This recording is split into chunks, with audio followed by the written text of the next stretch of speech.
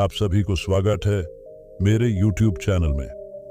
सद्गुरु मन पर पकड़ DDH प्राप्त करने के बारे में एक सवाल का उत्तर देते हैं और इस बात पर गौर करते हैं कि आसन कैसे यह पता लगाने की एक प्रक्रिया है कि शरीर और मन कैसे काम करते हैं।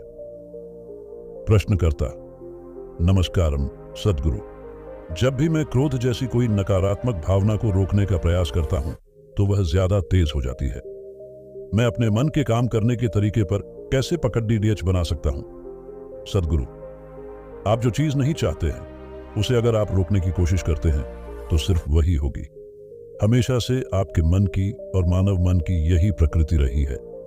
योग की पूरी प्रणाली अनुभव के स्तर पर अपने शरीर और अपने मन की प्रकृति की खोजबीन करने के बारे में है।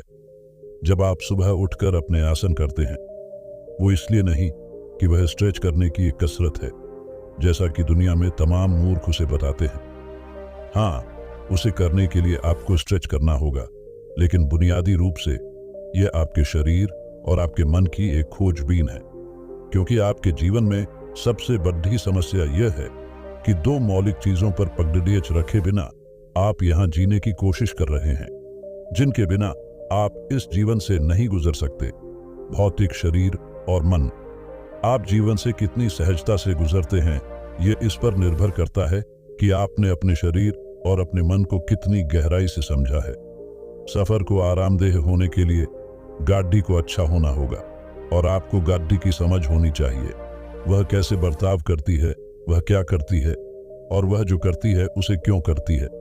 यह आत्मज्ञान नहीं है। अगर आप एक अज्ञानी जीवन जीना चाहते हैं तो भी यह जरूरी है।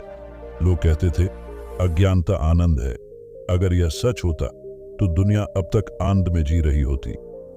आसन, शरीर और मन के काम करने के तरीके को तलाशना। जब आप अपने आसन करते हैं तो आप अपने शरीर और मन की प्रकृति को खोजते हैं। अगर आप अपनी उंगलियों को एक खास तरह से चलाते हैं तो आपका मन उसके मुताबिक काम करेगा। आप अपने शरीर से जो कुछ भी करते हैं उससे आपके मन के साथ भी कुछ होता है। एक किताब को पढ़ने से आपको यह समझ प्राप्त नहीं होगी, सिर्फ खोजबीन करने से ही यह आएगी। अगर आप अपनी आंखें बंद करके अपने मन से कोई चीज जबरन हटाने की कोशिश करते हैं तो आप कभी सफल नहीं होंगे। खुद को शेव करने में ही बहुत से आदमी अपना चेहरा काट लेते हैं। मैंने लोगों के चेहरे से खून निकलते देखा है क्योंकि वो ज्यादा नजदीक से दाढ़ ही काटना चाहते हैं और रेजर उनकी योजना से ज्यादा नजदीक चला जाता है। बुनियादी बातों को समझना, आपका मन कैसे कार्य करता है उसे समझना किसी बौद्धिक विश्लेषण से नहीं आता। यह एक खोजबीन है। आपको यह करने की जरूरत है कि अपने शरीर को एक मुद्रा में रखिए और यह गौर कीजिए कि आपका मन किस खास तरीके से काम करता है। अपने शरीर को एक दूसरी मुद्रा में रखिए और गौर कीजिए कि आपका मन एक अलग तरीके से काम करता है। जब आप अपने आसन करते हैं तो आप अपने शरीर और अपने मन के काम करने के तरीके की तलाश करते हैं। अगर आप एक आसन में बैठकर ठीक तरीके से सांस लेते हैं, जब आप इस प्रक्रिया से गुजरते हैं तो मन विभिन्न अवस्थाओं में चला जाएगा।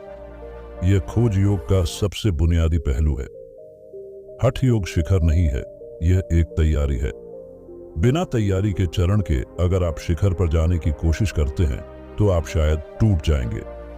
कम से कम 80% लोग अपने जीवन में किसी भी किस्म का ध्यान नहीं कर पाएंगे जब तक कि वे किसी तरह की शारीरिक तैयारी नहीं करते। जिस तरह से वे बैठते हैं, जिस तरह से वे अपने शरीर को चलाते हैं, उससे स्पष्ट है कि वे ध्यान नहीं कर सकते, वे चाहे जितनी कोशिश कर लें। कुछ मात्रा में शारीरिक तैयारी की जरूरत होती है, क्योंकि शरीर और मन दो अलग चीजें नहीं हैं।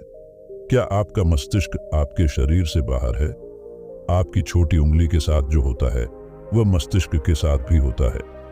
मस्तिष्क के साथ जो होता है वह छोटी उंगली के साथ भी होता है।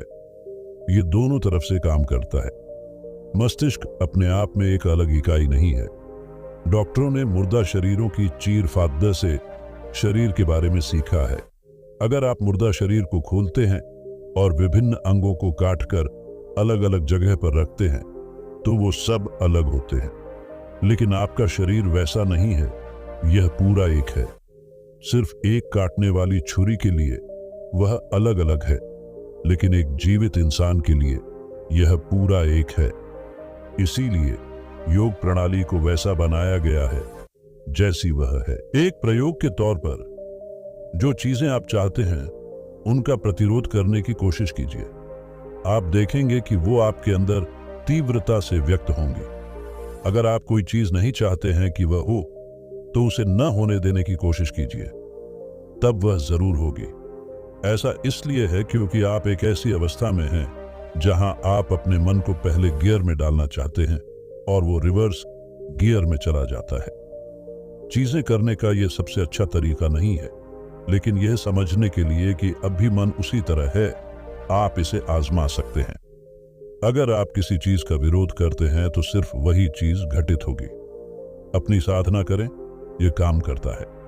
कल से सुबह 5 बजे उठ जाइए, ठंडे पानी से नहा लीजिए और अपनी साधना हर दिन 5:30 पर शुरू कीजिए। कुछ समय बाद बहुत सी चीजें जो आपके मन में समस्या थी वो जा चुकी होंगी। अपना हठ योग हर दिन 1 घंटा कीजिए, वह कारगर होगा। लेकिन अगर आप समझना चाहते हैं कि वो कैसे काम करता है, उसकी क्रियाविधि और प्रक्रिया क्या है, उसके लिए बहुत प्रयास और समय लगता है। उसे अमल करने में बहुत मेहनत नहीं लगती। लेकिन अगर आप पूरी बारीकियां जानना चाहते हैं कि कौन सी चीज उसे संभव करती है, जैसे ये होता है, वैसे क्यों होता है, किसी खास आसन का एक खास असर क्यों है, तब यह पूरे जीवन भर का अध्ययन होगा। जो लोग टेक्नोलॉजी का लाभ उठाना चाहते हैं, उन्हें बस उसे इस्तेमाल करना सीखना चाहिए। जो लोग टेक्नोलॉजी का आधार और विज्ञान जानना चाहते हैं, वह जीवन भर का काम है। यह कैसे काम करता है, इसे समझने में मुझे 3 जीवन काल लगे। मैं मान लेता हूं कि आप मुझसे ज्यादा स्मार्ट है, क्योंकि आप मेरे पास आए हैं और सारी चीजें जो मैं करता हूं, कोई मीठी बात नहीं, स्वर्ग का कोई वादा नहीं, कोई चमत्कार नहीं और एक भी मधुर शब्द नहीं, कोई गले लगाना नहीं, आप फिर भी यहां हैं। तो यह मानकर कि आप स्मार्ट हैं, ये एक जीवन काल का काम है। दोस्तों, अगर यह कहानी आपको अच्छा लगा हो तो मेरे YouTube चैनल को सब्सक्राइब जरूर करें। धन्यवाद दोस्तों, आपका दिन शुभ हो।